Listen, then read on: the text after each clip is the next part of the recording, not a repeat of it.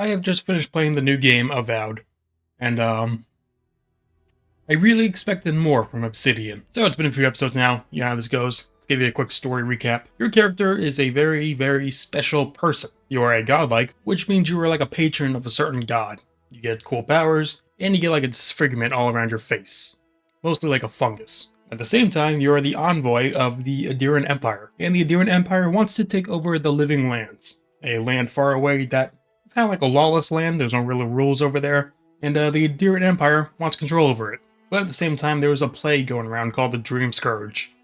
It is pretty much turning everything into fungus monster things. And so your emperor sends you, the envoy and the godlike, to go somehow cure this plague that nobody knows even how it came to be. So very quickly on your journey, you find out you have a voice inside your head. Future spoilers, this is Sapidol, your god, and the god of the living lands. It is also the root cause for the Dream Scourge. So there's a lot of shit intertwined here. And since you are her godlike, she wants you to free her because she was imprisoned by other gods. Also in the living lands are the Steel Garrotes, a pretty much mercenary group that was sent by the Adiran Empire, and they have a more brutal way of getting things done their way. Oh my god. No! Fuitu Mayu. What happened here?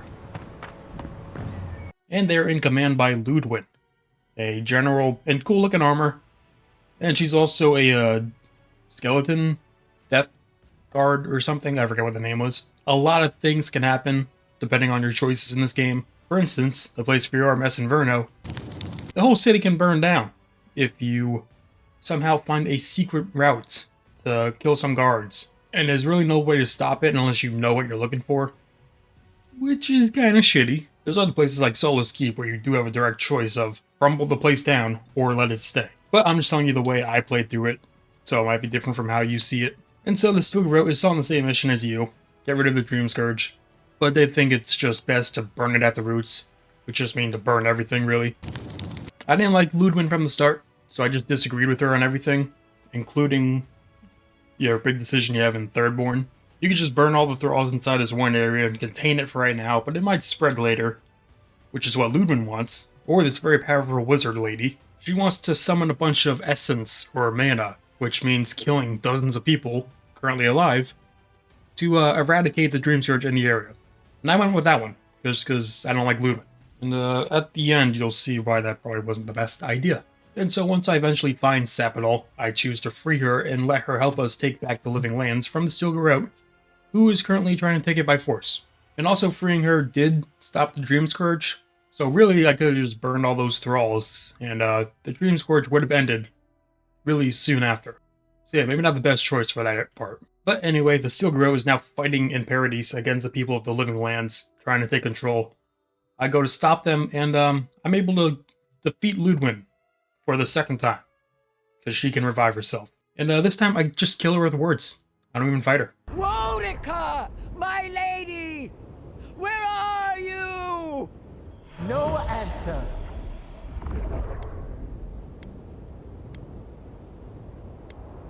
No! It's not true! Shame.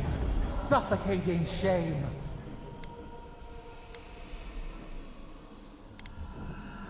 Stop! I can't! No! No! No!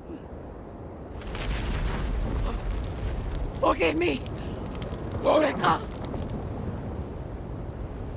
I'm that smart. I made my character so smart, it just makes me look so much more stupid. And to prevent the Adiran Empire from taking over the living lands, I just told them all, make this region your own nation, band together, and they won't take it from you. And that kind of happened.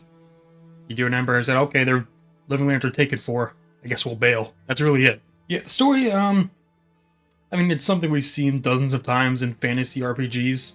There's a plague in these forest lands. You're a chosen one, godlike, dragonborn, whatever. It's just getting a little bit repetitive. So let's talk about the rest of the game. Companions, I thought they were decent. At first I didn't think I was liking them, but they kind of grew on me a little bit. I don't love them, but they were okay. And they each have their own unique stories. Guy's the mercenary who's kind of been always moving around, and he left his loved one to die. Marius lost his whole family to a cult. Giatta lost her parents to animancy and doesn't really know what to do with her life. And Yatsli, she's kind of living a good life.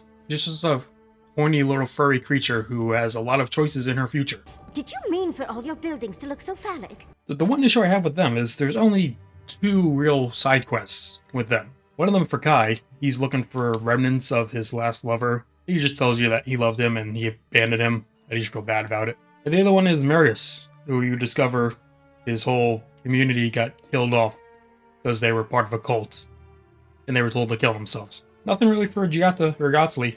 Kind of weird on that part. I probably should have said this earlier. I chose to be magic. I didn't want to use swords or guns again. Magic's always kind of cool to use, and it was fun here. You had a bunch of different varieties with like a poison beam, magic missiles, frost rays, summoning staffs or lances. And the gameplay was fun, overall. It's fun shooting spells or switching to different guns or swords or whatever. The one thing that irked me though was the use of stamina.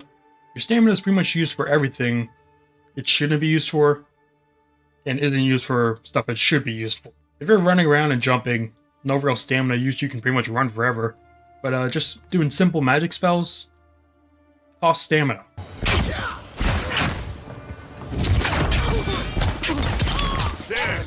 Doesn't cost mana, which you do for bigger spells. Does it really cost stamina to go like... I could see for the sword or blocking, but for guns too? It costs stamina to do this apparently. Pew, pew, pew, pew. And since we're on the topic of gameplay, all the enemies were pretty much just bullet sponges. That's never fun. Really, enemies just go in rank from common to like legendary. And obviously if your weapons aren't legendary, it won't affect legendary. So it just gets harder and harder. As long as you keep upgrading weapons or buying new ones, which I did because I didn't feel like upgrading most of them.